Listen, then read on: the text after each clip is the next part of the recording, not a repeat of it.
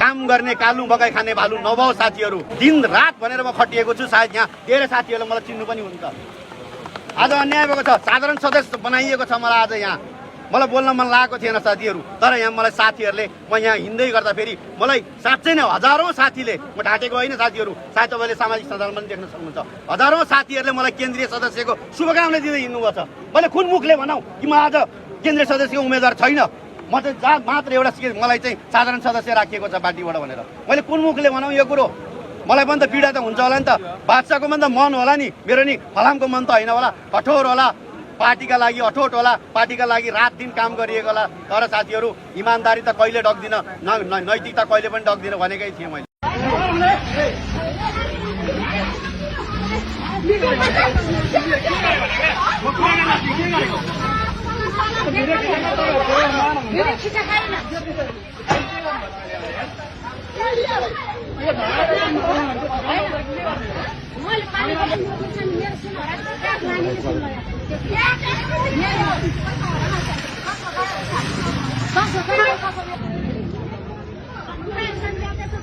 अब